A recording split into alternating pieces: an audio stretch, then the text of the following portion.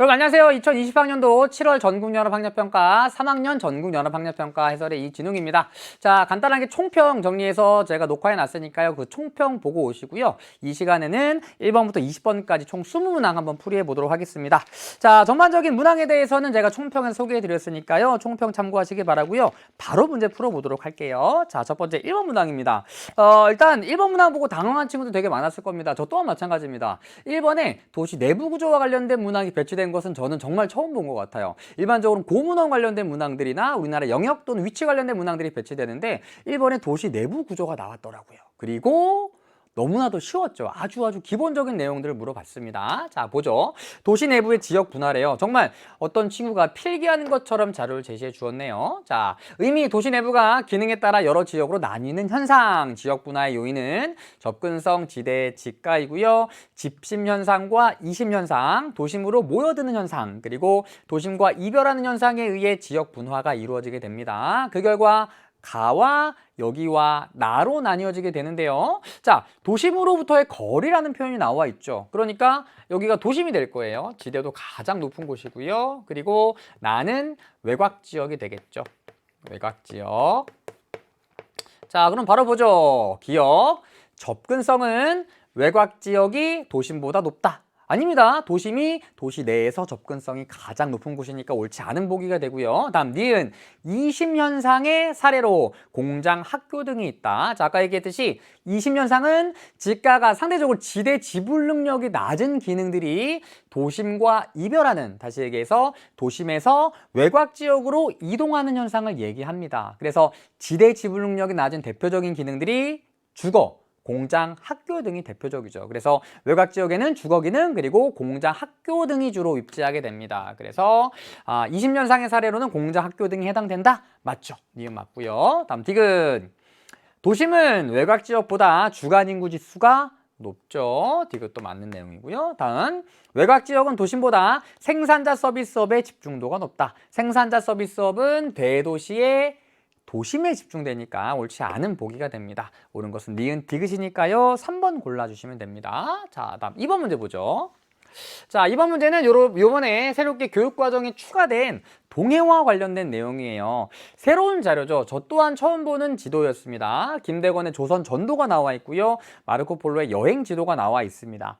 그런데 새로운 지도가 제시될 경우에는 이 지도를 해석할 수 있느냐 없느냐로 인해서 문제를 풀 수 있느냐 풀 수 없느냐가 결정되지는 않을 거예요. 그래서 기본적으로 이 지도와 관련된 다양한 내용들을 각주나 여러 가지 설명 등으로 제시해 주게 됩니다. 그러니까 새로운 자료가 나왔을 때는 오히려 당황하지 마시고요. 선지만 꼼꼼하게 살펴보시면 돼요. 자, 그럼 어떤 자료가 나와 있냐면, 자, 여기 이렇게 해서 크게 표시해 놨죠. 그리고 친절하게 울릉도 오우사는 독도를 의미함 이렇게 나와 있죠. 그러니까 얘가 울릉도고요. 그리고 A가 독도가 되는 거죠. 네. 그래서 독도는 옛날에 가지도, 가지도, 돌섬, 그리고 우산도 등으로 불렸습니다. 그래서 우산도는 독도의 옛 이름이에요. 옛날에 울릉도를 중심으로 우산국이라고 하는 나라가 있었습니다. 우산국에 울릉도와 독도가 다 포함이 되어 있었어요. 그런데 우산국이 아니라 우산도는 독도를 지칭하는 말이에요. 그래서 얘는 울릉도, 얘는 독도라는 거 알아볼 수가 있고요. 그리고 B를 봤더니만 이스턴 C라고 나와 있네요. 이스턴 C. 자, 그리고 이스턴 C는 동해를 의미한대요. 그러니까 B가 동해가 되는 거죠. 사실 문제 푸는데 필요한 내용들은 다 각주로 제시해 준 겁니다. 전혀 당황할 필요가 없다는 얘기예요. 자, 그럼 볼게요. 1번. 독도는 신생대에 형성된 화산섬이다. 울릉도와 독도는 모두 화산 활동에 의해 형성된 화산섬이고요. 우리나라의 화산 지형들, 현재 그 모습들을 뚜렷하게 알아볼 수 있는 것들은 다 신생대 화산 활동에 의해 만들어진 것입니다. 그러니까 독도 신생대에 형성된 화산섬이다. 맞죠? 다음, 독도는 최종 빙기에 육지와 연결되어 있었다. 자, 최종 빙기에 해수면이 하강하면서 육지의 면적이 확대되게 됩니다. 서해 같은 경우에는 수심이 얕기 때문에 서해에 위치하고 있는 현재 섬들이 다 육지로 변해버렸지만 동해는 수심이 깊기 때문에 동해의 울릉도와 독도는 여전히 섬으로 남아 있었죠. 그러니까 최종 빙기에 육지와 연결되어 있지 않았습니다. 그러니까 옳지 않은 것은 2번이죠. 자, 정말 많이 공부했었던 내용이잖아요. 울릉도와 독도는 최종 빙기에도 섬으로 남아 있었다. 왜? 동해가 깊기 때문에. 그러니까 자료가 생소하지만 선지 자체는 전혀 어렵지 않은 것이고요. 그동안 늘 많이 봐왔던 익숙한 선지들이 그대로 제시가 되었습니다. 전혀 어려움 느끼지 않아도 괜찮아요. 3번. 독도는 우리나라에서 일출 시각이 가장 이르다. 일출 시각이 가장 이르다는 것은 가장 동쪽에 위치한다는 얘기죠. 동쪽에 위치할수록 일출, 일몰, 남중 시각이 빠르니까요. 독도 우리나라 가장 동쪽에 위치하는 곳 맞습니다. 다음, 비의 명칭은 일본해보다 먼저 사용되었다. 자, 동해라는 명칭이 사용된 것이 일본국이라는 나라가 만들어지기 한 700년쯤 먼저 동해라는 명칭이 사용되었대요. 그러니까 일본국이 만들어지기 전에 이미 동해라는 명칭을 사용하였으니 당연히 일본해보다 먼저 사용되었겠죠. 그래서 맞는 내용입니다. 다음, 현재 우리나라 동해안은 영해 설정 시 대부분 통상기선을 적용하죠. 그러니까 옳지 않은 것은 2번입니다. 전혀 어려운 내용 아닙니다. 자, 3번으로 가볼게요. GIS 관련된 문항인데 이 문항 어땠나요? 저 솔직히 처음에 이게 무슨 내용인지 잘 이해를 못했습니다. 제가 이해력이 떨어지는 건지 일단 볼게요. 자, 공간 의사결정 과정의 사례라고 합니다. GIS죠. 자, 결국 의사결정은 화살표 방향에 따라 이루어지며 각 항목의 점수의 합이 가장 큰 곳을 선택합니다. 이것도 중요해요. 의사결정은 화살표 방향에 따라 이루어집니다. 이것도 체크. 자, 가 지역에 거주하는 학생이래요. 가가 어디냐면 여기죠. 여기가 가입니다. 가에 거주한 학생입니다. 그래서 A, B, C, D, E에 학교가 위치하고 있고요. 학생이 이러한 조건들을 따졌을 때 가장 선호하는 학교를 A, B, C, D, E에서 골라야 돼요. 자, 먼저 요 실선이 학교별 도보 통학 가능선이라고 합니다. 저는 처음에 이게 도보 통학 가능선이라고 하니까 이 선을 따라서 움직이는 건가? 이 생각을 했었어요. 이 선을 따라서 도보로 이동한다는 건가? 그러면 어떻게 구별을 하지? 라는 생각을 했었거든요. 근데 이게 무슨 의미냐면 이런 거죠. 자, 여기 사는 친구는 B까지 도보 통학이 가능하다. 그리고 여기 사는 친구는 A까지 도보 통학이 가능하다. 여기는 A까지 도보 통학이 가능하고 여기는 B까지 도보 통학이 가능하다. 그러니까 B라는 학교에 도보로 걸어서 통학이 가능한 지점들이 요 안쪽 지점이 되는 거예요. 도보 통학 가능선 안쪽에 있는 지점들은 B까지 걸어서 통학이 가능한 겁니다. 마찬가지로 A로의 도보 통학 가능성이 요만큼이고 C도 가능선이 요만큼, D가 요만큼이 되는 거죠. 그러니까 여기 사는 학생은 D까지 걸어서 도보로 통학이 가능하다는 얘기가 되는 겁니다. 자, 그러면 첫 번째, 자, 도보 통학이 가능하냐 불가능하냐를 바탕으로 여기랑 여기로 갈라줘야 됩니다. 그러면 가는 여기니까요. 가에서 도보 통학이 가능한 학교는 B밖에 없죠. 그러니까 여기다 적어볼게요. A, B, C, D입니다. B가 4점이에요. 나머지는 다 도보 통학이 불가능합니다. 그러니까 다 1점씩. 됐죠? 자, 그리고 의사결정은 화살표 방향에 따라 이루어지기 때문에 B 학교는 도보 통학이 가능하니까 지하철 통학은 고려하지 않습니다. 그러니까 바로 이쪽으로 가야 되는 거예요. 바로 이쪽으로. 그러면 청소년 유해 시설 밀집도 높은 보통 낮음인데요. B는 높은 지역이네요. 그러니까 0점이 됩니다. 0점. B는 0. 얘는 끝이에요. 4점입니다. 자, 다음 나머지는 도보 통학이 불가능하니까 지하철 통학이 가능한지, 그리고 가능하다면 세정거장 이내인지 세정거장 초과인지 불가능인지를 판단을 해 주셔야 되는데요. 자, 지하철이 지금 여기를 따라서 이렇게 지나가고 있습니다. 이렇게. 그러면 B는 고려하지 않을 거니까 여기에 내리면 C까지 걸어갈 수 있잖아요. 왜냐면 이 지하철역은 C의 도보 통학 가능권 안에 위치하고 있으니까. 자, A까지 가려고 한다. A 같은 경우에는 여기에 내려서 이렇게 걸어가면 되지 않느냐? 이게 안 되는 거죠. 왜냐면 A의 도보통학 가능권 바깥쪽에 위치하고 있으니까. 그러니까 A 같은 경우에는 지하철 통학이 불가능한 겁니다. 그래서 0점이에요. 0점. 또 있죠. D도 불가능하죠. D도 여기나 여기에 내려서 걸어가면 되지 않나요? 그렇지 않다는 거예요. D까지 도보통학을 할 수 있는 가능 지점이 요 안쪽에 있는 지점이니까 여기에 내려서는 여기까지 걸어서 이동할 수가 없다는 얘기입니다. 그러니까 D 또한 지하철 통학이 불가능해요. 0점. 자, 그러면 C와 E가 남았죠. C는 가에서 하나, 둘, 세 정거장이니까 세 정거장 이내예요. 이내니까 C가 2점. 그렇죠? 다음 E는 하나, 둘, 셋, 네 정거장이니까 세 정거장 초과입니다. 그러니까 1점이 되겠죠. 자, 그리고 얘네들도 지하철 통학 가능, 불가능 여부를 판단해 줬으니까 화살표를 따라서 여기로 내려옵니다. 자, 그러면 A는 보통이네요. 보통이니까 1점. 그러면 A는 총점이 2점입니다. 다음 C는 보통이네요.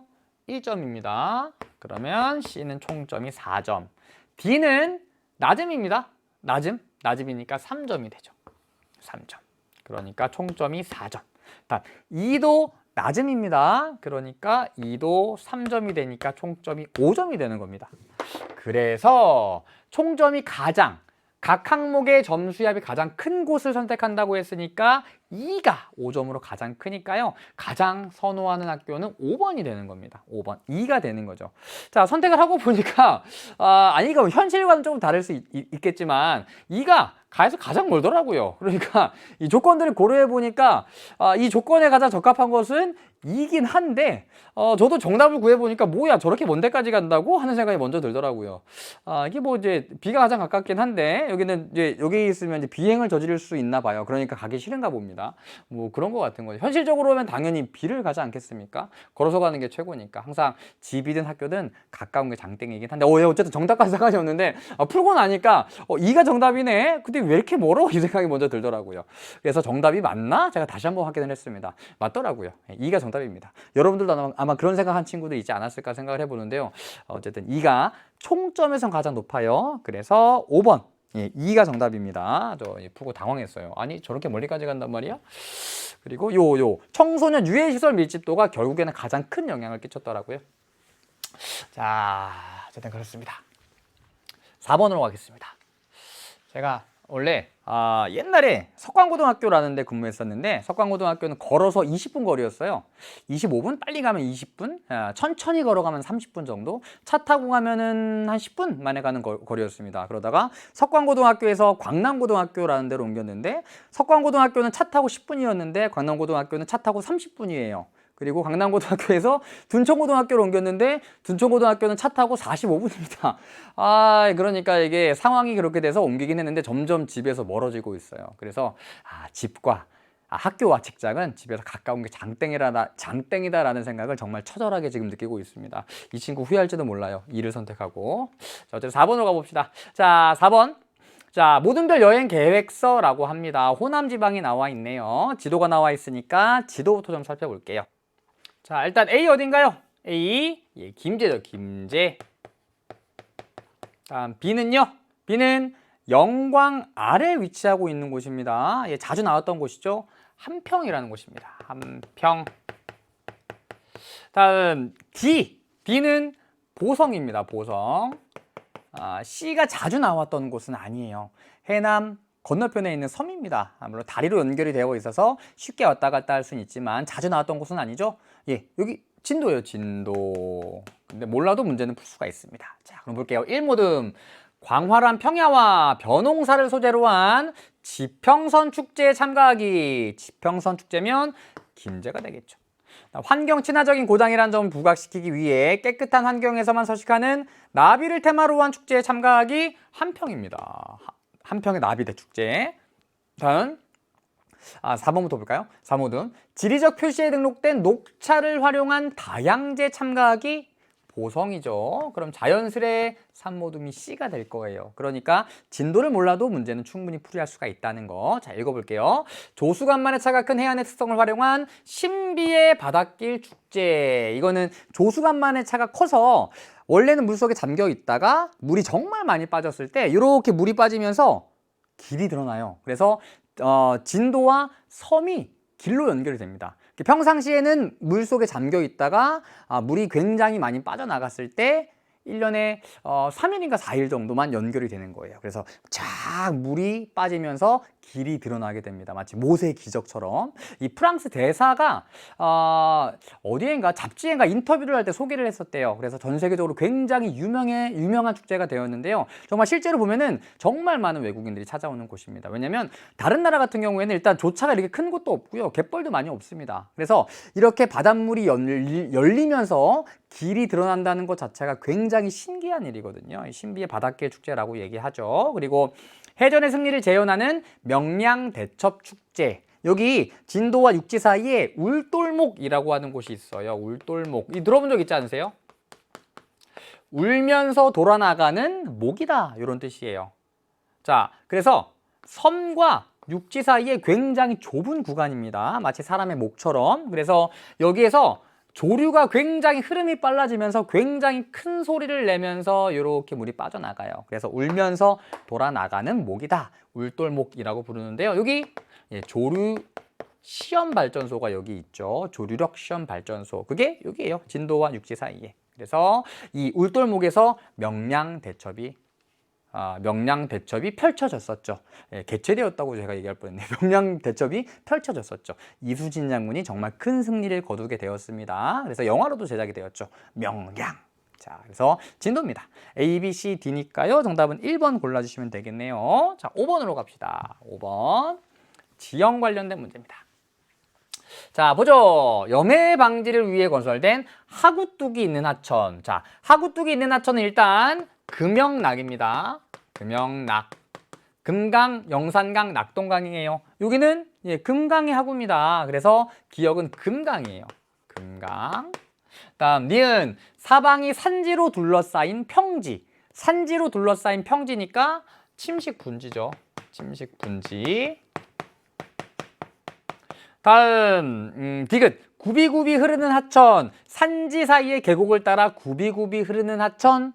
래프팅을 즐길 수 있다고 합니다. 감입공유하천이 되겠죠. 감입공유하천. 자, 그럼 볼게요. 자, 기역 하구에는 대규모의 삼각주가 형성이 되어 있다. 아닙니다. 낙동강 하구에는 하구뚝이 건설되어 있으면서 낙동강 하구에 삼각주도 형성이 되어 있지만 금강 하구에는 하구뚝은 있지만 삼각주는 없죠. 옳지 않은 내용입니다. 다음 니은은 암석의 차별적 풍화와 침식으로 형성된다. 변성암보다 화강암이 더 빠르게 침식되면서 차별적인 침식과 풍화에 의해 만들어집니다. 니은 맞고요. 다음 디귿은 감입공유하천은 측방과 하방을 모두 합니다. 그러니까 감입공유하천은 측방과 하방을 모두 하는데 둘 중에 하방을 상대적으로 더 활발하게 하는 거고 자유공유하천도 역시 측방과 하방을 모두 합니다. 상대적으로 측방 침식을 보다 활발하게 하는 거예요. 그러니까 감입공유하천도 둘 다 하고 자유공유하천도 둘 다 합니다. 그래서 감입공유하천도 측방 침식을 하기 때문에 유로 변동을 하죠. 그 과정에서 구화도 같은 것들이 만들어지게 됩니다. 그런데 측방 침식을 하긴 하지만 상대적으로 하방 침식을 더 많이 한다는 거예요. 그래서 측방 침식보다 하방 침식이 우세하다. 맞죠? 그러니까 이 문장 자체가 측방 침식을 안 한다는 얘기가 아니에요. 주의하셔야 됩니다. 디귿 맞죠? 다음 감입공유하천은 이 금강보다 평균 유량이 많다. 얘는 상류 구간이고요. 여기 하구뚝이 설치되어 있는 곳은 하류 구간이니까 평균 유량은 기역이 더 많겠죠. 그러니까 옳지 않습니다. 니은과 디귿이 맞는 내용이니까요. 정답은 3번 골라주시면 되겠네요. 3번. 자, 다음 6번으로 가겠습니다. 6번. 자, 해안지형 관련된 문항이고요. 최근에 해안지형 관련된 문항들이 지형도 대신에 이런 위성사진이나 모식도로 많이 나오고 있습니다. 해안지형 관련된 문항이 나오면 땡큐죠. 땡큐. 자, 기역. 여기는 암석해안이겠네요. 툭 튀어나와 있는 고지입니다. 암석해안. 다음 B는요. 자, 여기가 해안선이고 여긴 바다입니다. 그런데 바다에 무언가가 막 쌓여 있죠? B는 갯벌입니다. 다음 C는 여기가 해안선이고 여기 해안에 모래가 쌓여 있네요. 사빈. 다음 D는요. 여기 이렇게 방조제를 쌓아놓고 뒤쪽에 농경지로 이용이 되고 있죠. 그러니까 원래 갯벌이 굉장히 널리 형성되어 있는 서해안이에요. 서해안에서 방조제를 쌓은 다음에 여기를 간척평야로 만들어 놓은 모습입니다. D는 간척평야가 되겠죠. 간척평야. 자, 그럼 선지 볼게요. 1번 A. 암석해안은 파랑에너지가 분산되는 곳이다. 아닙니다. 집중되는 곳이에요. 다음 갯벌은 파랑과 연안유의 퇴적작용으로 형성되었다. 조류의 퇴적작용으로 형성됩니다. 다음 3번 사비는 집안의 융기로 형성된 평탄면이다. 해안 당구에 대한 설명이고요. C는 사빈이죠. D. 간척평야는 서해안보다 동해안에서 넓게 조성된다. 아닙니다. 서해안에 더 넓게 조성되죠. 왜냐면 조차가 더 커서 갯벌이 더 넓게 펼쳐져 있으니까 수심도 얕고. 다음 5번 사비는 갯벌보다 퇴적물의 평균 입자 크기가 크죠. 그래서 정답은 5번입니다. 그래서 5번이 너무나도 많이 나왔던 내용이고 가장 기본적인 선지라고 볼 수가 있습니다. 그래서 뭐 1, 2, 3, 4번을 떠나서 5번이 너무나도 완벽하게 내가 정답이야 라고 이제 깃발을 들고 있으니까 이 문제도 어렵지 않게 풀이할 수 있었을 거예요. 7번으로 가보겠습니다. 보죠. 자, 그래프는 남북한 에너지 현황을 나타낸 것이래요. 가나다는 수력, 원자력, 화력 중에 하나이고요. ABC는 석탄, 수력, 천연가스 중에 하나라고 합니다. 일반적으로 조금 문제를 어렵게 내면은 여기 남한과 북한까지 가려버리거든요. 그러니까 여기 뭐 가나다, ABCD가 있으니까 뭐 기역, 니은 이런 식으로 가려버리는데 얘를 남한과 북한을 제시해 주니까 문제가 되게 쉬워졌죠. 만약 문제를 조금 어렵게 해서 남한과 북한이 가려져 있다면 북한에는 원자력이 없고요. 그리고 남한이 보다 다양한 에너지를 사용한다. 이 내용을 바탕으로 남한과 북한을 찾아주셔야 돼요. 자, 그러면 일단 남북한의 발전량, 남한은 화원수니까 가가 화력이고요. 나가 원자력, 그리고 다가 수력이 되죠. 그리고 북한은 수력의 발전량이 가장 많으니까요. 다가 수력, 다 수력, 가는 화력입니다. 그래서 북한에는 원자력이 없죠. 신재생도 없고. 다음 남북한 1차 에너지 소비 구조. 남한은 유탄, 천원, 신수니까요. A가 석탄, 여기도 석탄. 북한은 석탄 위주의 에너지 소비 구조를 갖고 있잖아요. 그리고 유탄, 천, B가 천연가스가 되죠. 그리고 얘가 수력입니다. 북한은 석탄 다음에 수력이죠. 그래서 발전량에서는 수력의 비중이 가장 높고 1차 에너지 소비 구조에서는 석탄의 비중이 가장 높다. 이렇게 알아두시면 되겠죠. 자, 그럼 화력은 원자력보다 온실가스 배출량이 훨씬 많죠. 자, 틀렸고요. 다음 2번. 나는 원자력은 C, 수력을 발전 에너지원으로 사용한다. 틀렸죠. 다음 수력은 화력보다 입지의 자연적 제약이 크죠. 이 화력의 가장 큰 장점이 입지의 제약이 적다는 거잖아요. 그러니까 입지의 제약이 적어서 송전 손실을 줄이기 위해서 대소비지 근처에 위치합니다. 수력 같은 경우에는 큰 낙차를 얻을 수 있어야 되고요. 그리고 기본적으로 뭐가 필요해요? 하천이 있어야 됩니다. 하천이 있어야 하고 큰 낙차를 얻을 수 있어야 되기 때문에 산간 지역에 발전소가 입주하게 됩니다. 그래서 자연적 제약이 크죠. 다음 A는 석탄은 북한이 남한보다 수입 의존도가 낮죠. 북한은 많은 양의 석탄을 채굴하고 있습니다. 다음 5번. 남한에서 B는 천연가스는 화력발전의 연료로 사용됩니다. 화력발전에는 석유, 석탄, 천연가스가 모두 이용됩니다. 그래서 우리 탄원하라 천석이를 기억나시죠? 석탄도 쓰고 천연가스도 쓰고 석유도 사용하게 됩니다. 그래서 옳은 것은 5번 골라주시면 되겠네요. 자, 8번으로 가볼게요. 자, 기후문항이네요. 자, 기후문항인데 역시 이번 7월이 그렇게 어렵지 않았다는 것은 기후 문제 또한 쉽게 출제되었습니다. 자, 일단 어디가 나왔냐면은 여기 평양입니다. 평양. 여기는 서울이죠. 서울. 다음 여기 해안가에서 살짝 떨어져 있네요. 태백산맥에 위치하고 있습니다. 대관령입니다. 대관령. 자, 그럼 어떠한 특징들을 갖고 있느냐? 평양 소우지입니다. 그리고 대관령 연강 수량이 많은 다우지이면서 해발 고도가 높아서 기온이 낮은 곳입니다. 서울은 한강 유역에 속해서 여름 강수 집중률이 높으면서 연강 수량이 꽤나 많은 곳입니다. 자, 그러면 연평균 기온, 기온의 연교차, 연강 수량이 나와 있는데 사실 연강 수량만으로도 찾을 수가 있습니다. 자, 연강 수량 가장 많은 데가 어딘가요?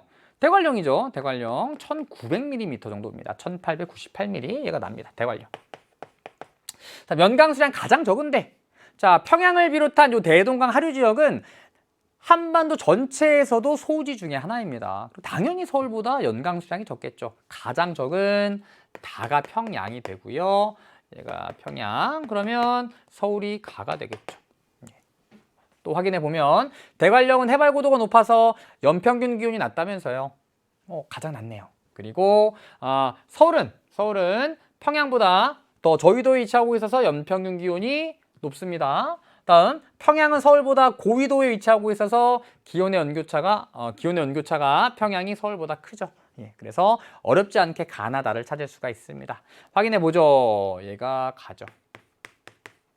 가는 나보다 해발 고도가 낮죠. 얘가 태백산맥에 위치하고 있으니까. 다음 나는 다보다 겨울철 강수량이 많다. 일단 얘는 연강 수량이 많은 곳이기도 하고요. 그리고 겨울철 강수량도 꽤나 많은 곳입니다. 그래서 니은 맞는 말이죠. 다음 다는 평양은 서울보다 봄꽃의 개화 시기가 이르다. 봄꽃의 개화 시기가 이르다는 것은 곧 무슨 얘기인가요? 얘는 최한월 평균 기온이 높다는 얘기죠. 따뜻하다는 얘기입니다. 그런데 평양은 서울보다 고위도에 위치하고 있으니까 최한월 평균 기온이 낮을 거예요. 그래서 봄꽃의 개화 시기가 늦겠죠. 다음 가나는 남한, 다는 북한에 위치한다. 릴이 맞는 내용이니까요. 정답은 4번 골라주시면 됩니다. 어렵지 않죠? 자, 다음에 나와 있는 자연재해 문항 또한 굉장히 쉽게 나왔었죠. 이 자료 아마 어디서 봤을 거예요. 예, 그리고 제 시각적 사고 교재에도 실려 있습니다. 자, 이제 쉬운 자료가 나왔죠. 자, 권역별 자연재해 피해 비중을 나타낸 것이고요. 가나다는 우리 3대 자연재해라고 부르는 요 세 친구가 됩니다. 자, 그럼 대설 같은 경우에는 일단 피해액이 가장 적습니다. 그리고 태풍은 남부지방, 권역별이니까 호남권과 영남권에서 상대적으로 피해액이 크게 나타나고요. 특히나 중요한 지역이 제주입니다. 제주는 전체 자연재해 피해액에서 태풍이 차지하는 비율이 높게 나타납니다. 그리고 호우 같은 경우에는 경기와 강원의 비중이 높게 나타나는데 특히 경기는 수도권에 포함되어 있기 때문에 수도권의 비중이 높게 나타나면 호우로 연결시켜 주시면 돼요. 그러니까 전체 자연재해 피해액 중에서 제주권이 가가 차지하는 비중이 가장 높게 나타납니다. 그리고 가는 호남권과 영남권에서도 비중이 높게 나타나는 편이니까 가가 태풍이 되겠죠. 다음 나는 수도권 그리고 강원권이 차지하는 비중이 높게 나타납니다. 그러니까 호우. 다음 다 같은 경우에는 전반적으로 비중이 굉장히 낮아요. 그래서 강원권을 제외한 나머지 권역들은 다 20% 미만의 비중을 나타내고 있고요. 가장 높은 강원권이 20%가 조금 넘어갑니다. 그 얘기는 전반적으로 피해액이 적은 자연재해라는 거죠. 그러니까 다가 대설이 됩니다. 대설. 자, 어렵지 않죠? 자, 1번. 태풍은 주로 장마전선의 정체에 따라 발생한다.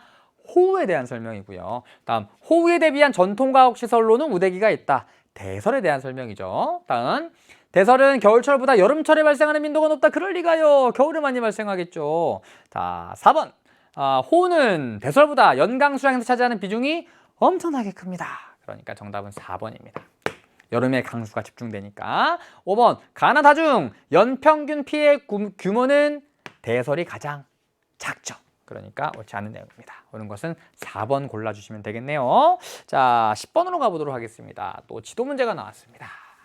이제 지도는 정말 지겹다 또는 어렵다라고 생각하지 마시고요. 이제 지도는 꼭 맞춰야 되겠구나. 사실 지도 문제 같은 경우에는 위치만 잘 알고 있으면은 충분히 맞출 수 있는 문제들이 출제됩니다. 막 어렵게 막 통계 자료 같은 거 나오지 않잖아요. 그러니까 딱 보면서 여기가 어디이구나 또는 어딘지 몰라도 선지를 쭉 살펴보다 보면은 옳은 것들 제외하고 남아있는 게 정답이 되는 경우도 있습니다. 그러니까 혹시나 모르는 지역이 나오더라도 일단 당황하지 않기. 자, 볼게요. A 어딘가요? A는 당진. B는요? 여기 내포 신도시죠. 홍성과 예산, 내포. 다음 C는 여기가 아주 많이 나왔던 곳은 아닙니다. 자, C는 세종 바로 옆에 붙어 있어요. C는 공주라는 곳이에요. 이렇게 빼볼게요. 공주. 다음 E, 충청북도의 5개, 북쪽. 충청북도의 북쪽에 있는 5개 지역 중에 가운데 충주. 그래서 진천 음성은 혁신도시, 제천 단양은 석회암이라는 키워드를 갖고 있고 정가운데 충주는 기업도시가 조성되고 있죠. 다음 D는 영동이라는 곳이에요. 영동. 자, 자주 나왔던 곳은 아니지만 당황하지 말자. 자, 일단 1번 볼게요. 자, 당진, 제철공업이 지역경제에 미치는 영향 맞죠? 다음 내포 신도시, 도청 이전에 따른 지역 경관의 변화 맞죠? 다음 C, 세계 문화유산 지정에 따른 관광산업 발달. 요거 조금 헷갈릴 수 있을 거예요. 일단 패스해 볼게요. 다음은 D, 생명과학 분야 중심으로의 산업구조 고도화. 자, 영동은 자주 나왔던 곳이 아닙니다. 그리고 제가 이런 얘기 드렸었죠. 영동이 이렇게 나쁜 곳이라는 곳이 아니라 우리가 익숙하지 않은 지역들이 지도에 출제된다면 얘는 대부분 촌락일 거야 라고 생각해 주시면 돼요. 얘는 촌락일 거예요. 그런데 생명과학 분야 중심으로 산업구조가 고도화되고 있는 곳, 특히나 충청권에서 오송이죠, 오송. 그러니까 옳지 않은 내용이에요. 정답은 4번입니다. 5번, 충주 기업도시 선정 이후에 지역개발 현황. 맞죠? 기업도시가 조성되고 있으니까요. 자, 그리고 아까 패스했던 3번. 얘는 선정된 지 그렇게 오래되지 않았습니다. 그러다 보니까 시험에 그렇게 자주 나왔던 곳은 아닌데요. 공주와 그리고 여기 부여라는 곳이에요. 그리고 전라북도의 익산이라는 곳에 세 군데. 여기 어떤 나라가 여기에 이제 삼국시대 때 어떤 나라가 이쪽에 위치하고 있었죠? 백제잖아요, 백제. 그래서 공주, 부여, 익산에 백제 역사 유적 지구가 세계 문화유산으로 지정이 되어 있습니다. 그러니까 공주 또한 세계 문화유산으로 지정이 되었죠. 그러니까 관광 산업이 상대적으로 발달했을 거예요. 적합한 탐구 주제라고 볼 수가 있겠죠. 그러니까 옳지 않은 것은 4번입니다. 자, 생소한 지역이 나오더라도 당황하지 않기. 그리고 공주, 부여, 익산, 백제 역사 유적 지구다. 얘가 2012년인가 2014년인데 최근에 한국의 산사라는 곳이 또 이제 그 세계 문화유산으로 등록이 되어 있는데 얘는 되게 여러 군데 퍼져 있어가지고 아마 시험 문제에 나올 가능성은 그렇게 높지 않습니다. 그런데 백제 역사 유적 지구는 나올 만합니다. 공주, 부여, 익산. 이 정도는 알고 계셔야 돼요. 자, 이제 반환점을 돌아 11번으로 가보도록 하죠. 자, 공업 관련된 문제인데요. 얘도 되게 쉽게 나왔죠. 그러니까 제가 전반적으로 평이했을 것이다 라고 얘기하는 게 8번 기후 문제, 그리고 9번 자연재해 문제, 그리고 11번 공업 문제, 이런 일반적으로 통계 자료들을 활용한 문제들이 되게 쉽게 출제되었다는 거예요. 이번 7월 학력평가의 전반적인 공통점이라고 볼 수가 있습니다. 계속 보면은 14번 소매업체 관련된 문제인데요. 얘도 쉽게 나왔죠. 15번 요건 조금 헷갈릴 수 있는 부분이 있지만 역시 농업 관련된 문제인데 통계 자료 쉽게 나왔죠. 그러니까 여러분들이 가장 큰 어려움을 느끼는 통계 자료 자체가 굉장히 평이하게 출제되었기 때문에 크게 어렵진 않았을 것이다 라고 얘기하는 거예요. 통계 자료가 어렵게 나오면 되게 어렵거든요. 자, 11번 제조업이에요. 1차 금속, 그리고 섬유, 그리고 자동차 및 트레일러, 석유화학입니다. 그대로 보죠. 자, 가는 경기 1등 경북 대구입니다. 경북 대구. 대구가 들어가 있으니까 섬유가 되겠죠. 섬유. 다음 경북, 전남, 충남, 포광당, 제철. 정말 돌직구죠. 돌직구.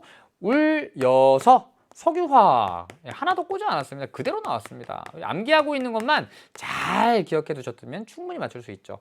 경울충, 자동차. 제가 왜 돌직구라고 했는지 아시겠죠? 자동차. 그대로 나왔습니다. 자, 1번. 가는 원료의 해외 의존도가 높은 기초 소재 공업이다. 아니죠. 이거는 대표적으로 제철에 대한 설명입니다. 그리고 나는 제철은 총 생산 비중, 노동비가 차지하는 비중이 가장 크다. 섬유에 대한 설명이죠. 다음 다는 석유화학은 조선공업과 더불어 대표적인 조립형공업이다. 자동차에 대한 설명입니다. 자, 물론 자동차와 조선과 석유화학은 모두 집적지향형 산업이긴 합니다. 그런데 집적지향 중에서도 얘는 계열화된 공업이고요. 자동차와 조선은 조립형 공업이라는 차이점이 있는 거죠. 자, 4번 라는 자동차는 공업의 입지 유형 중 집적지향형에 해당된다. 정답은 4번이죠. 5번 자동차는 섬유보다 우리나라 산업화를 주도한 시기가 늦죠. 우리나라 산업화를 주도한 시기가 가장 이른 것은 섬유입니다. 우리 일반적으로 나오는 제조업들 중에서 1960년대 우리나라 수출 주도 산업이었다. 이런 표현을 사용하기도 하죠. 옳은 것은 4번 골라주시면 됩니다. 어렵지 않죠? 충분히 쉽게 출제되었던 문제였습니다. 자, 12번으로 가볼게요. 12번. 자, 인구 관련된 문제인데요. 역시나 요 인구 관련된 통계 자료 또한 그렇게 어렵게 나오지 않았습니다. 쉽게 나왔죠. 자, 어디가 나와 있느냐? 여기 어디죠? 경기입니다. 경기. 여기 전북이죠. 전북. 여기는 울산. 여기는 제주죠. 제주. 자, 그럼 경기는 나와 있습니다. 나머지 세 지역 중에서 총부양비가 가장 높은 데는 어디일까요? 총부양비는 청비와 청장년층의 인구 비중과 반비례합니다. 청장년층의 인구 비중이 가장 낮은 곳이 총부양비가 가장 높겠죠. 촌락의 특성이 뚜렷한 곳. 우리나라의 3대 촌락이라고 불리우는 죄송합니다. 3대 촌락이라고 부르는 전남, 경북과 그리고 전북이잖아요. 그러니까 다가 전북이죠. 전북. 자, 반면 가는 총부양비가 가장 낮아요. 총부양비가 가장 작다는 것은 청장년층의 인구 비중이 가장 높다는 겁니다. 자, 우리나라 광역자치단체들 중에서 청장년층 인구 비중이 높은 곳을 두 군데 골라보라고 하면 서울과 울산입니다. 울산. 그러니까 가가 울산이죠. 남아있는 나가 제주가 됩니다. 그러니까 이 자료 같은 경우에는 제주를 찾는 게 아니죠. 제주를 찾는 게 아니라 특히나 총부양비를 가지고 전북과 울산을 찾아줄 수가 있다. 자, 노년부양비를 가지고도 찾을 수가 있죠. 노년부양비 역시 제시된 네 지역 중에 전북이 가장 높겠죠. 그러니까 전북이 노년부양비 가장 크구나. 울산하면 우리나라 최고의 중화공업 도시니까 노년부양비 작을 거야. 그러니까 가가 울산이구나. 이렇게 찾을 수도 있는 거죠. 그러니까 제주로 찾는 거 아닙니다. 항상 특징적인 지역들, 아웃라이어라고 부르죠. 극값을 갖는 지역들부터 찾아줍니다. 보죠. 가는 호남권 아닙니다. 영남권이죠. 다는 영남권에 속한다. 아닙니다. 호남권에 해당합니다. 자, 옳지 않고요. 다음 2번. 울산은 제주보다 1차 산업 종사자의 비중이 크다. 아니죠. 울산은 대표적인 2차 산업이 발달한 도시입니다. 그러니까 1차 산업 종사자의 비중은 제주가 클 거예요. 그래서 울산하면은 청장년층의 인구 비중이 굉장히 높고요. 또 2차 산업 취업자 비중이 아주 높죠. 또 하나, 성비도 아주 높습니다. 그래서 요 세 가지 특징을 갖고 있습니다. 당연히 1차 산업 종사자의 비중은 울산보다 제주가 더 크겠죠. 그래서 옳지 않은 내용이고요. 다음 3번. 나는 제주는 전북보다 청장년층 인구 비중이 크다. 자, 이것도 마찬가지죠. 청장년층 인구 비중은 총부양비와 반비례하니 청장년층 인구 비중이 크다고 하는 것은 총부양비가 작다라는 말이랑 똑같은 말이에요. 그런데 나는 다보다 총부양비가 작네요. 그러니까 청장년층 인구 비중이 큽니다. 그러니까 정답은 3번이죠. 다음 4번. 다는 전북은 울산보다 노령화 지수가 높겠죠. 다음 가나 다 중 성비는 다가 가장 높다. 다는 전북입니다. 아닙니다. 성비는 아까 얘기했었네요. 울산이 가장 높습니다. 중화공업이 발달한 곳이기 때문에. 그래서 5번 틀렸고요. 정답은 3번 골라주시면 됩니다. 그래서 인구 관련된 문제 또한 그렇게 어렵게 나오지 않았다는 거. 자, 13번으로 가보겠습니다. 이 문제가 조금 어려웠을 것 같기도 한데요. 가나다와 AB가 모두 블랭크 처리가 되어 있어서 그래요. 그런데 저는 이 문제 풀면서 조금 헷갈렸던 게 있었는데요. 이 상주 인구 때문에 조금 헷갈렸었거든요. 그런데 요 통계 기준 연도가 2015년이더라고요. 그래서 아하 2015년 자료라서 이렇게 됐구나 라고 생각을 했습니다. 그런데 처음에 문제를 풀 때 이상하다라는 생각을 조금 했었거든요. 그 얘기 조금 이따 들려드릴게요. 자, 일단 지도 보면은 여기 부천이라는 곳이에요. 잘 모르는 곳이죠. 흔히 나왔던 곳은 아닙니다. 부천인데, 자, 일단 부천이라고 하는 것을 모르더라도 얘는 대도시와의 서울과의 거리가 엄청나게 가까운 위성도시일 거야 정도는 판단해 볼 수 있죠. 서울을 중심으로 한 수도권, 그러니까 서울이라고 하는 대도시를 중심으로 한 대도시권에서 서울과 굉장히 가까운 곳에 위치하고 있습니다. 그 얘기는 서울로의 통근 통학 인구 비중이 굉장히 높은 지역이다라는 것 정도는 우리가 충분히 파악을 해볼 수가 있겠죠. 그러니까 부천이라는 지명을 알면 더 좋겠지만 모르더라도 위치를 통해서 얘는 서울로의 통근 통학 인구의 비중이 높게 나타날 거야. 그러니까 주간 인구 지수 낮겠지. 이런 것 정도는 우리가 충분히 위치를 통해서 파악을 해볼 수가 있는 지역성입니다. 그래서 위치가 중요한 거죠. 부천이라는 곳이에요. 여기는 화성이라는 곳이죠. 화성. 그리고 자 보이죠? 여기는 양평이죠. 양평. 자, 그러면 이렇게 되겠네요. 얘는 위성도시, 얘는 촌락의 특성이 뚜렷한 곳. 화성은요? 제조업의 특성이 뚜렷한 곳이죠. 제조업. 아하, 수도권에서 위성도시, 서울로의 통근 통학 인구 비율이 높은 위성도시 하나, 그리고 상대적으로 1차 산업 종사자의 비중이 높은 촌락 하나, 그리고 제조업이 발달한 공업도시, 이렇게 세 개가 제시되었구나, 이렇게 판단해 볼 수가 있습니다. 자, 그럼 주간인구 지수와 A, B가 나왔는데요. 주간인구 지수는 어디가 가장 낮을까요? 자, 이거는 공부하면서도 친구들이 정말 많이 물어봤던 내용 중에 하나죠. 대체적으로 대도시에서 멀어질수록 주간인구 지수는 대도시에서 멀어질수록 높아지게 되죠. 자, 이거는 친구들이 헷갈려하는 이유가 도시와, 좀 크게 그려볼게요. 대도시와 대도시권을 헷갈리기 때문이에요. 자, 왜 그러냐면 도시에서는 도심에서 외곽으로 갈수록 주간인구 지수가 낮아지잖아요. 이거는 도시 내에서 비교하는 거예요. 도시 내에서. 그런데 대도시권은 대도시로부터 거리가 멀어질수록입니다. 그러니까 도시 안에서는 도심으로부터 거리가 멀어질수록 주간인구 지수는 낮아집니다.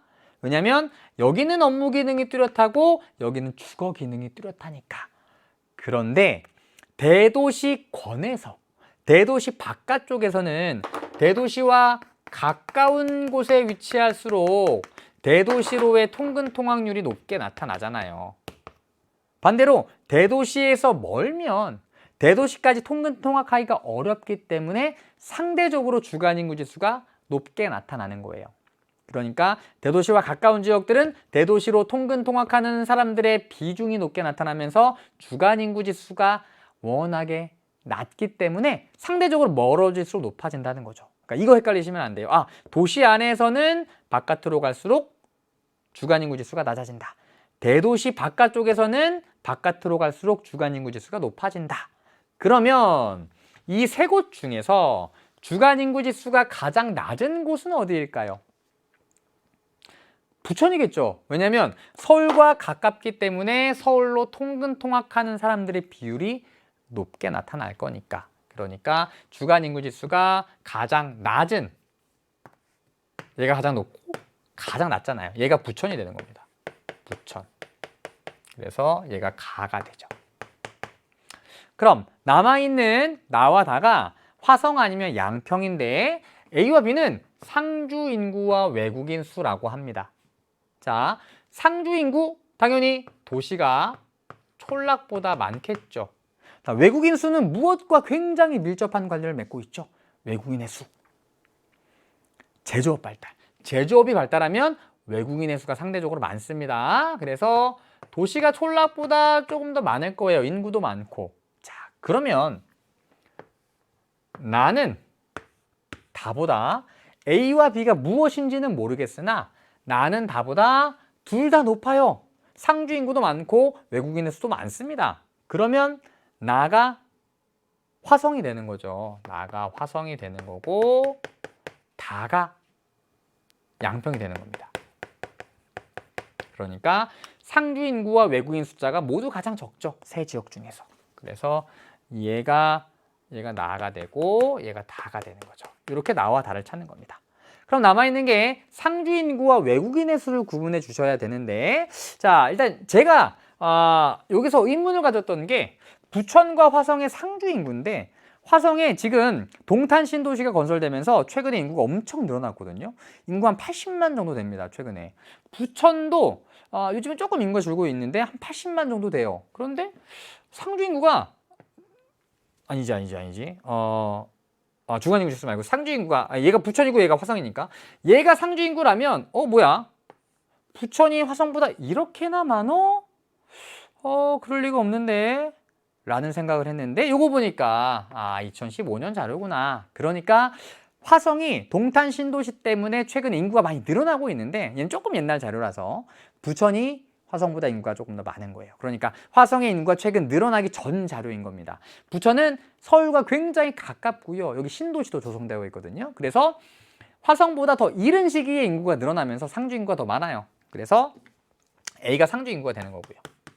그리고 이거 말고 화성 같은 경우에는 세 지역 중에 제조업이 가장 발달한 곳이잖아요. 그러니까 제조업이 발달했다고 하는 것은 외국인의 수가 많다는 것과 아주 밀접한 관련을 맺고 있죠. 그러니까 화성이 1등을 기록하고 있는 B가 외국인의 수구나 이렇게도 찾아볼 수가 있죠. 사실 이 상주 인구 찾는 것보다는 화성이 1등을 기록하고 있는 B가 외국인 숫자겠구나 이렇게 찾는 게 더 빠른 방법이 되겠죠. 그래서 부천, 화성, 양평이 되고 주간 인구 지수를 통해서 서울과 가장 가까운 부천부터 찾고 그리고 상주 인구와 외국인 수가 모두 가장 많은 나아가 화성이구나 찾고 그리고 A와 B 중에 화성이 1등을 기록하고 있는 B가 외국인 숫자구나 이렇게 하나씩 찾아가시면 가나다와 A, B를 모두 찾을 수가 있습니다. 이렇게 찾아가는 거예요. 그리고 2019년, 2020년 자료로는 부천과 화성이 거의 인구가 비슷해요. 화성이 지금 한 80만까지 올라왔거든요. 이 부천도 한 80만 정도 돼요. 그러니까 화성이 최근에 인구가 굉장히 많아졌다는 거. 80만 정도 됩니다. 되게 많은 거죠. 80만 정도면. 우리 충남의 인구 1위 도시인 천안이 지금 65만, 67만 정도 되거든요. 그러니까 충남의 인구 1위 도시인 천안보다도 인구가 많은 거예요. 최근에 화성이 인구가 엄청 늘어나고 있다는 거. 그리고 주간 인구 지수도 화성이 1등이죠. 제조업이 발달했기 때문에 그렇죠. 자, 그럼 볼게요. 가나다 중 나의 인구 밀도가 가장 높다고 합니다. 화성 아니네요. 부천이 화성보다 면적이 좁은데 상주 인구가 부천이 화성보다 더 많으니까 인구 밀도는 가가 가장 높겠네요. 가. 다음 부천은 화성보다 서울로의 통근 비율이 높죠. 정답은 죄송합니다. 1번이 옳지 않은 거죠. 옳지 않은 거 찾는 거니까 2번 맞는 내용이고요. 다음 3번 나는 화성은 양평보다 제조업 종사자 수 비율이 높지요. 다음 양평은 부천보다 지역 내 농가 수 비율이 높지요. 촌락이니까. 다음 A는 상주 인구, B는 외국인 수이다. 맞습니다. 옳지 않은 것은 1번 골라주시면 되겠네요. 자, 14번으로 가보죠. 14번. 자, 14번도 소매업태 관련된 문제인데 되게 쉽게 나왔죠. 원래 소매업태 관련된 문제들이 최근에는 통계 자료로 주로 출제되는데 이번에는 되게 쉽게 나왔습니다. 이거 뭐라 그러죠? 순서도로 나왔죠. 순서도. 자, 보자. 대형마트, 무점포, 소매업, 백화점, 편의점 중에 하나라고 합니다. 사업체 수가 가장 적은가요? 예스! 가장 적은데 어딘가요? 편의점. 다음 제품 구매의 시공간 제약이 가장 적은가요? 예스! 무점포죠. 무점포는 자 제품 구매의 시공간 제약이 가장 작고요. 그리고 사업체 입지의 공간적 제약이 가장 작죠. 이것도 기억해 두시고요. 다음 1인당 평균 구매 단가가 낮은가요? 남아있는 게 대형마트와 백화점이죠. 상대적으로 1인당 평균 구매 단가가 낮은 게 죄송합니다. 잘못했죠. 이게 이상하다 했어요. 백화점이죠, 백화점. 죄송합니다. 뭔가 이상했어. 자, 사업자 수가 가장 적은가요? 예스. 백화점이 가장 적죠. 편의점은 사업자 수가 가장 많습니다. 죄송합니다. 이런 실수를. 자, 1인당 평균 구매 단가가 가장 낮은가요? 예, 이게 편의점이 되죠. 어우, 큰일 날 뻔했다. 편의점. 다음 D가 마지막 남아있는 대형마트가 됩니다. 대형마트. 이제 이게 문제가 너무 쉬워버리면 이런 실수를 하는 겁니다. 여러분들도 이제 충분히 문제 풀면서 이런 실수를 할 수가 있다는 거예요. 항상 주의하셔야 됩니다. 쉽다고 방심하시면 안 돼요. 큰일 납니다. 항상 꼼꼼하게. 자, 백무편대입니다. 백무편대. 정답 1번이네요. 1번. 자, 다음 15번 가보겠습니다. 요 문제 조금 어려웠던 친구들이 있었을 것 같습니다. 근데 최근에 또 이런 자료들이 꽤나 많이 나와서 연습이 되어 있는 친구들은 꽤나 쉽게 풀이했을 것 같아요. 그리고 제가 강원에 대해서 몇 번 얘기했던 적이 있었거든요. 그 내용을 기억해 두고 있는 친구라면 분명히 맞췄을 겁니다. 자, 볼게요. 표는 내 지역의 작물별 재배 면적을 나타낸 것이래요. 과수, 벼, 쌀, 채소 중에 하나라고 합니다. 자, 가장 쉽게 찾을 수 있는 것은 얘죠. 벼입니다. 어떻게 찾을 수 있나요? 일단 전남이 엄청나게 재배 면적이 넓고요. 그리고 또 특징적인 것이 제주죠. 재배 면적이 아주 좁습니다. 여기는 주상전리 발달이 탁월한 다공질 현무암이 기반함이라 물이 쭉쭉 빠져요. 자, 벼농사를 하려면 아주 많은 양의 농업용수가 필요한데 여기는 지표수가 부족하니까 재배 면적이 아주 좁죠. 가가 벼입니다. 자, 그럼 과수와 채소를 구분해 주셔야 되는데 과수 나왔네. 아마 가장 먼저 봤던 게 제주일 거예요. 그런데 제주를 봤더니만 뭐야? 재배 면적이 비슷하잖아. 이건 뭐지? 그럼 경북을 볼까? 경북을 봤는데 뭐야? 얘도 뭐 이렇게 물론 다가 좀 넓긴 한데 경북이 잠깐만 채소도 좀 많이 할 것 같은데 약간 이런 생각을 했던 친구들도 있을 거예요. 그런데 강원, 제가 이런 얘기 했었죠. 강원은 전체 재배 면적 중에 채소가 차지하는 비중이 굉장히 높은 편입니다. 왜요? 산지의 비중이 높아서 그렇죠. 산지의 비중이 높아서. 그래서 상대적으로 벼의 비중이 낮은 지역들이 전체 면적에서, 재배 면적에서 채소가 차지하는 비중이 높게 나타납니다. 그 중에 대표적인 데가 강원이 되고요. 그래서 24.48, 그리고 얘는 3.54입니다. 그러면 강원은 상대적으로 채소의 비중이 높게 나타난다. 왜냐하면 산지의 비중이 높으니까. 그러면 강원에서 재배 면적이 더 넓은 나가 채소가 되고요. 그리고 다가 과수가 됩니다.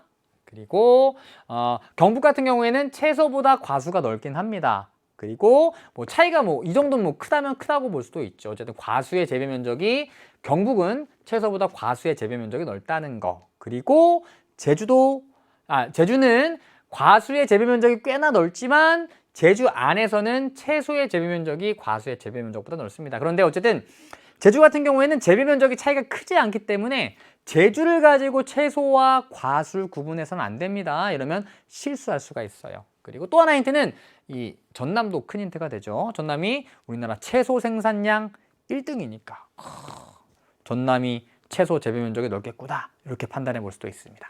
자, 그래서 가는 벼, 나는 채소, 다는 과수입니다. 보죠. 벼는 최근 1인당 소비량이 감소하는 추세죠. 최근에 쌀밥보다 밀가루 음식 많이 먹으니까 뭐 빵, 뭐 피자, 햄버거, 뭐 핫도그 이런 거 많이 먹으니까요.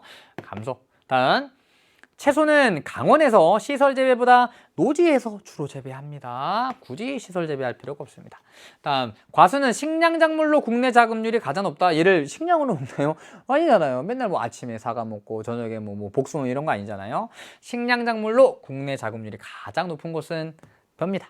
다음 벼는 과수보다 영농의 기계화가 유리합니다. 맞죠? 아주 대표적인 특징입니다. 그리고 기계화가 유리하니까 이것도 이런 표현이 나오죠. 노동 생산성이 높습니다.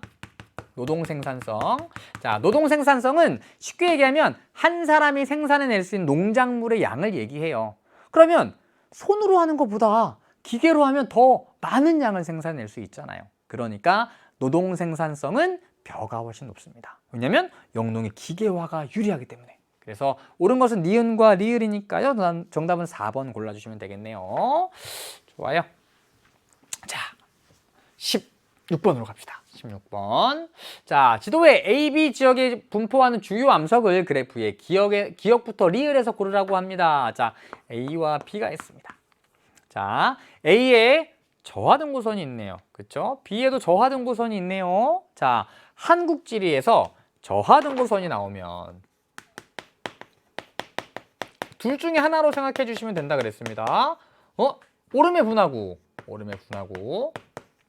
아니면 석회암지대의 돌리네, 둘 중에 하나예요. 얘가 그 문제죠. 그래서 A를 봤더니 여기 심지어 악이라는 표현이 적혀져 있습니다. 악. 기생화산은 오름이라고 부르기도 하고 악이라고 부르기도 하고 측화산이라고 부르기도 해요. 기생화산, 오름, 악, 측화산 다 같은 표현입니다. 얘가 악이니까 얘가 오름이에요, 오름. 그러니까 요게 기생화산들이고 얘가 기생화산의 분화구가 됩니다. 그러니까 A는 기생화산이 있는 제주도입니다. 제주도에 기생화산은 여기 있잖아요. 이렇게 순상화산체가 있고 여기 오름들이 볼록볼록 분포하니까 결국에 A는 요거 얘기하는 거죠. 요거 제주도의 순상화산체 얘기하는 겁니다. 그럼 A는 뭔가요? 현무암이죠. 현무암. 다음 B는 여기 정선이네요. 정선이라는 지명이 나와 있습니다. 군데 그러니까 요거 되게 헷갈려하는 친구들 많던데요. 자, 여기 저하등고선 있는데 주변에 이렇게 등고선의 간격이 되게 좁잖아요. 이게 산이에요. 산 이게 볼록 튀어나와 있는 거란 말이죠.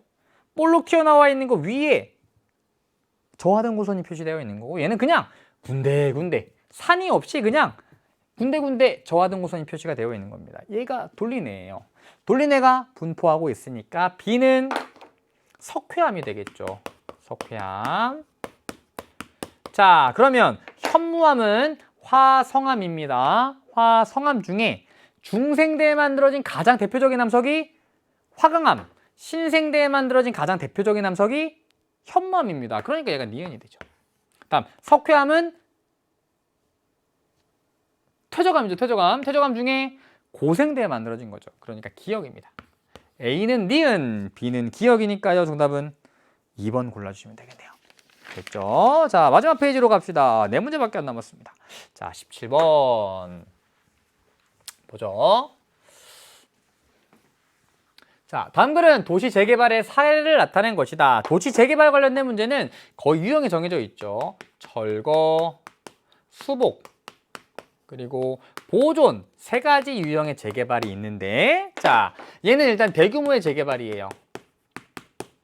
그리고 수복과 보존은 크게 구분하지 않습니다. 그냥 얘는 규모가 굉장히 큰 것이고 얘는 상대적으로 소규모다 이렇게만 기억해 두셔도 충분히 괜찮죠. 그러니까 얘가 수복인가요? 보존인가요? 선생님 몰라도 괜찮아요. 얘네들을 크게 구분하지 않아요. 얘는 상대적으로 규모가 큰 거, 얘는 작은 거 이렇게만 생각해 주시면 되는 거죠. 자, 그럼 읽어볼까요?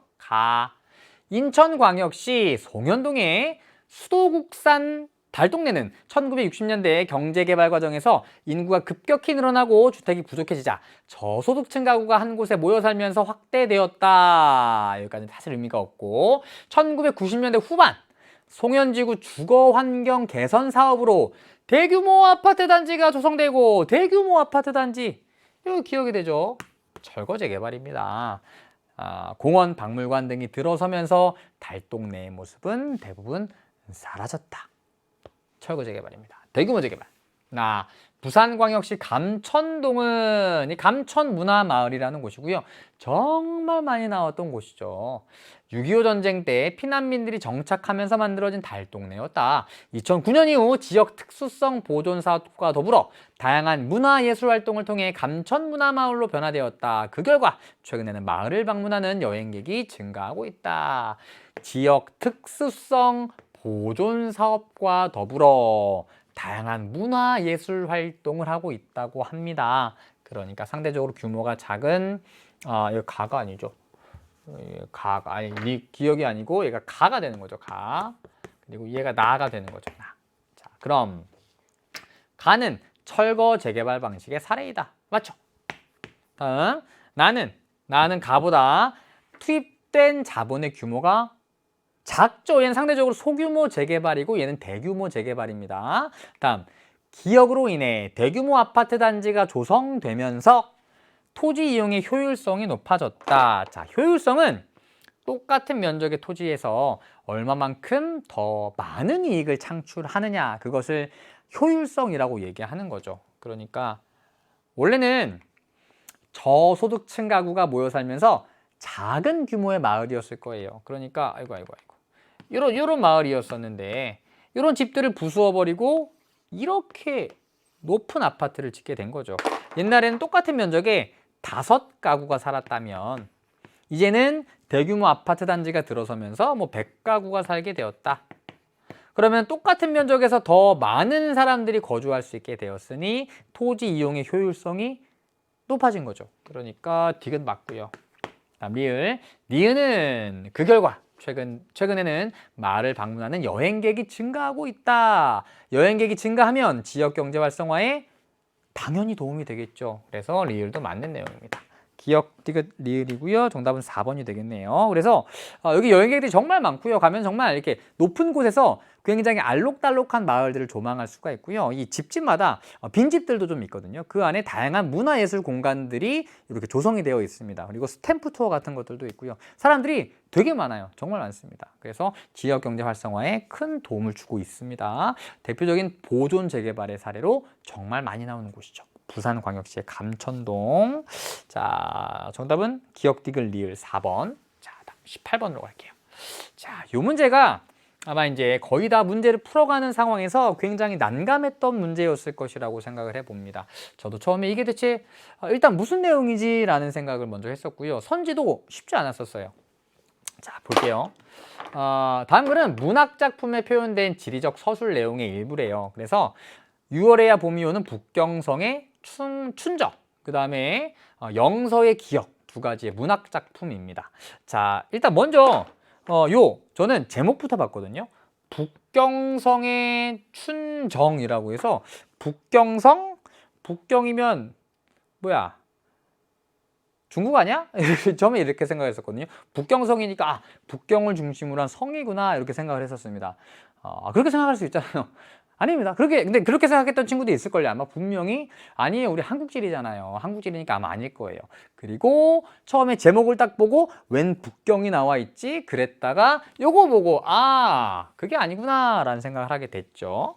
자, 뭐냐면 자, 일단 읽어볼게요. 북위 42도와 한류의 냉대에서는 제가 아까 총평에서 이게 굉장히 중요한 키워드라고 얘기했습니다.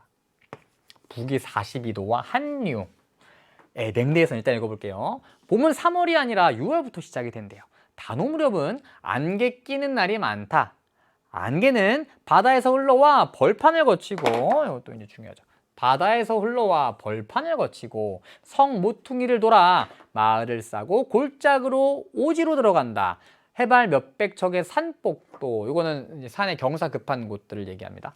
북방에서는 고원지대에 높고 평탄한 땅, 이 양기인이 고원의 봄을 제일 먼저 꾸미는 곳은 박새인 듯 싶다. 아니 이게 대체 무슨 말이야? 이런 생각이 딱 들죠. 자, 일단 한반도 지도를 딱 그려보면 이렇게 그리죠. 자, 이렇게 되고 여기 제주도랑 마라도가 있습니다. 자, 우리나라의 수리적 위치를 살펴보면 우리나라는 위도상으로 북위 33도에서 43도 사이에 위치하고 있습니다. 맞죠? 그런데 북위 42도래요. 북위 42도? 그러면은 여기보다 살짝 아래쪽이구나. 그리고 한류가 흘러간다고 합니다. 한류가 흐르는 냉대이고요. 안개가 많이 끼고요. 바다에서 흘러와 벌판을 거치고 오지로 들어간대요. 바다에서 안개가 흘러온다고 합니다. 한류가 흘러간대요. 어디 얘기하는 거냐면 북위 42도 부근의 해안가 여기 얘기하는 거죠. 여기. 우리 여기에 청진이라는 곳이 있잖아요. 관북해안이라고 부르는 곳입니다. 이 관북해안은 소지입니다. 왜요? 예, 여기에서 한류가 내려오면서 냉기류가 형성이 되고 주변의 공기가 차가워지니까 찬 공기는 밀도가 커져서 가라앉으려고 합니다. 강수가 발생을 하려면 밀도가 작아지면서 공기가 상승해야 되는데 찬 공기 때문에, 다시요, 한류 때문에 공기가 차가워지면서 하강기류가 발달해서 강수가 잘 발생하지 않는 거죠. 세계지리 공부한 친구들은 더 잘할 거예요. 그러니까 여기 얘기하는 거예요. 그러니까 한류가 흐르니까 주변에 공기가 냉각이 되면서 안개 많이 끼는 겁니다. 여기 얘기하는 거예요. 그래서 이 북경성이 뭐냐면요. 경성이라고 하는 곳이 함경북도에 있는 지역 이름이에요. 경성의 북쪽이라는 얘기입니다. 북경성. 그러니까 요 일대 얘기하는 거예요. 요 일대. 자, 그러면 보죠. 다시 읽어볼게요. 북위 42도와 한류의 냉대에서는 봄은 3월이 아니라 6월부터 시작이 된대요. 자, 봄이 3월이 아니라 6월부터 시작되는 이유는 꽃샘추위 때문이다. 자, 요거 헷갈렸던 선지죠. 꽃샘추위는 봄철에 시베리아 기단이 갑자기 확장되면서 찾아오는 추위를 얘기합니다. 그런데 여기서 얘기하는 봄은요.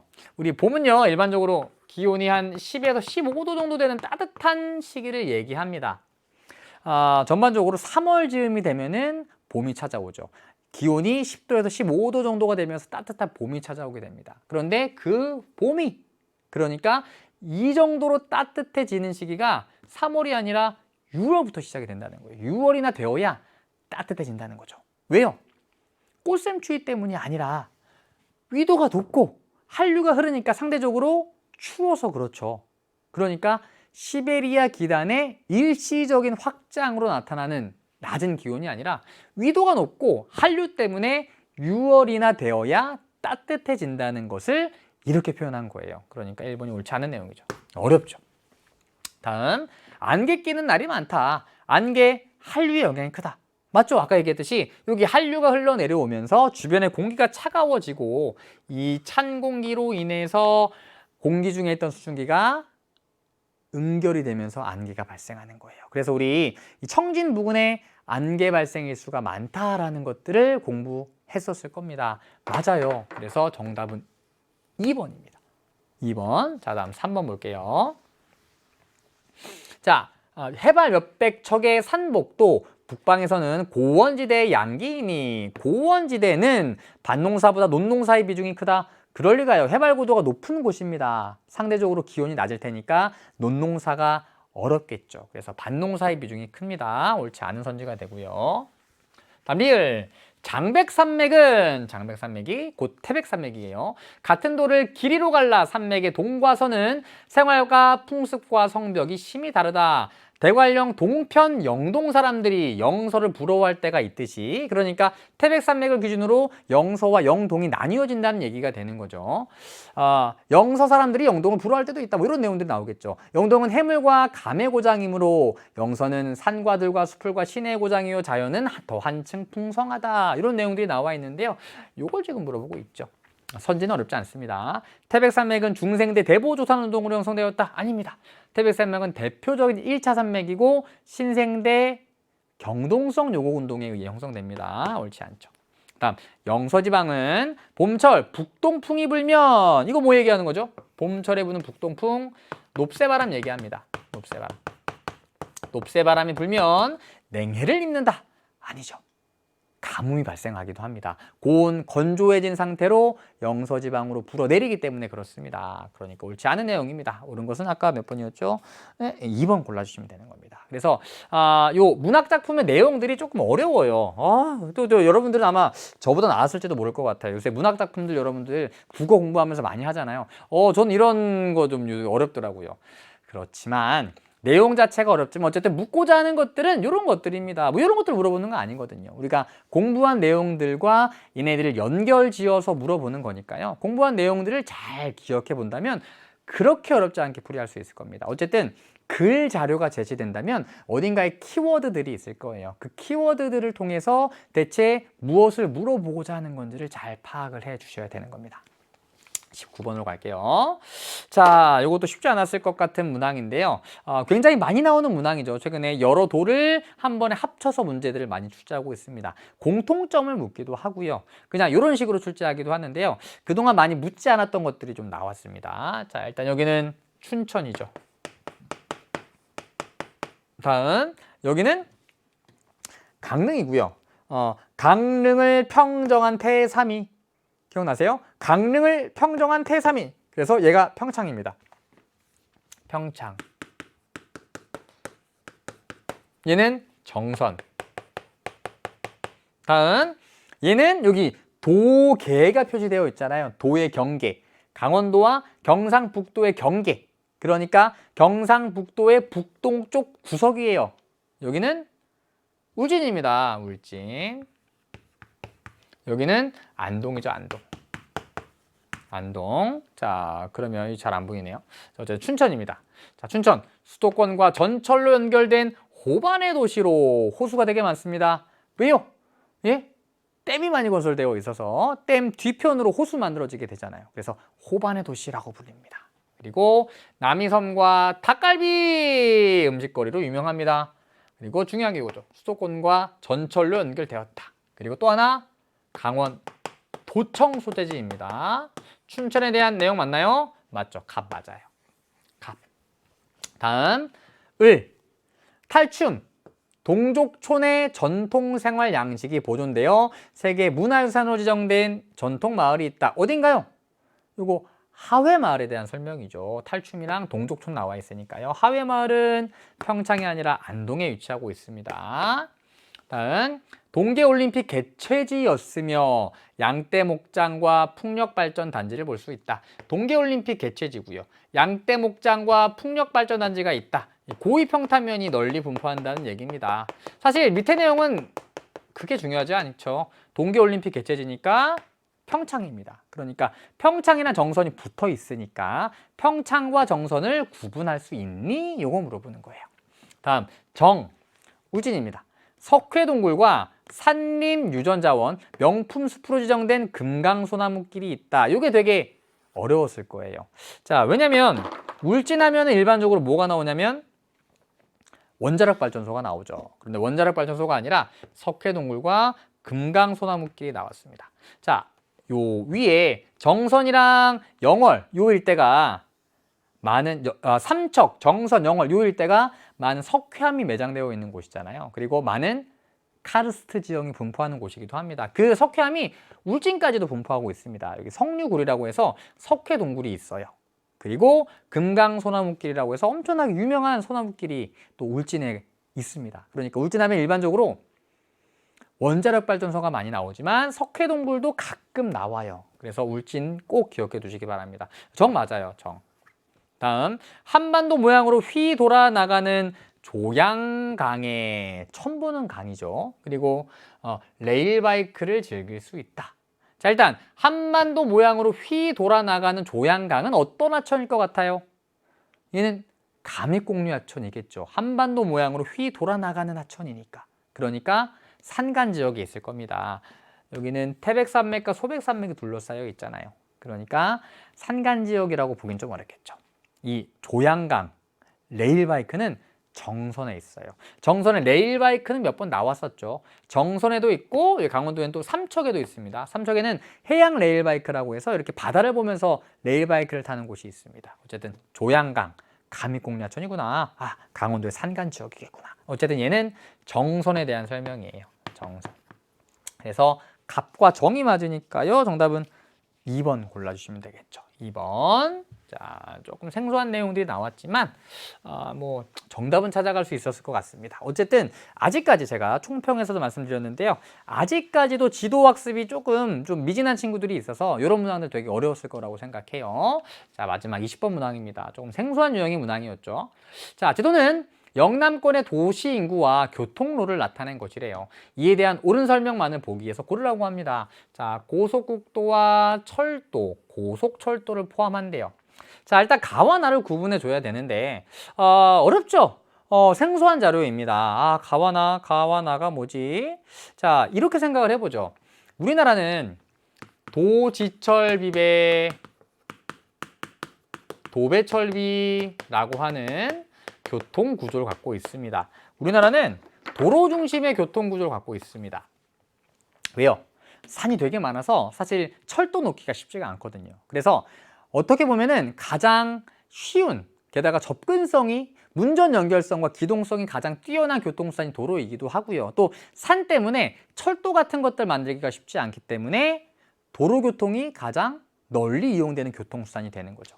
그러면 상대적으로 고속국도 가, 철도나 고속철도보다 더 넓게 퍼져 있고 더 교통로가 여기저기 많이 연결이 되어 있겠죠. 그러면 가와 나를 비교해 보면 더 상대적으로 여러 지역들을 더 많이 연결하고 있는 교통수단이 뭔가요? 나는 이렇게 연결되어 있잖아요. 이렇게 연결되어 있는데 가 같은 경우에는 더 여러 지역들이 막 이렇게 거미줄처럼 얽혀 있습니다. 그러니까 상대적으로 더 많은 지역들을 더 쉽게 연결할 수 있는 가가 고속국도가 되고요. 그 다음에 나가 철도가 되는 겁니다. 그래서 여러 지역들을 상대적으로 더 많이 연결한 교통로가 고속국도, 도로겠구나.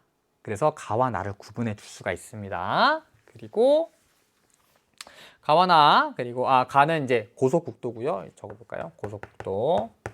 그리고 나가 철도가 되죠. 그리고 A, B, C는 인구에 따라서 도시 인구를 원으로 표현해 놓은 건데요. 100만 명을 초과하는 도시는 A, 다음에 20만 명 초과 100만 명 이하는 B, 다음 C는 20만 명 이하라고 하니까 A가 가장 고차 중심지가 되고 C가 가장 저차 중심지가 되죠. 자, 그럼 기억. A는 모두 광역시에 해당된다. 100만 명을 초과하는 도시는 모두 광역시에 해당되나요? 자, 일단 이 광역시의 가장 기본적인 조건이 100만 명이 넘어가야 된다라는 조건이 걸려 있긴 한데 일반적으로 이제 100만 명이 넘어야 된다 이게 기본적인 조건이지만 그렇다고 해서 반대로 100만 명이 넘으면 무조건 광역시가 되느냐? 그건 아니죠. 제가 있는 고향도 100만 명이 넘지만 광역시는 아니니까요. 수원도 마찬가지고. 그리고 영남권에 100만 명이 넘는 데가 부산 있고요. 대구 있고요. 울산 있죠. 그리고 한 군데가 더 있어요. 창원 있죠. 창원은 광역시가 아닙니다. 창원은 100만 명이 넘지만 광역시가 아닙니다. 그러니까 A는 모두 광역시에 해당되지는 않습니다. 다음, A는 B보다 교외화 현상이 뚜렷하다. 왜냐면 대도시니까.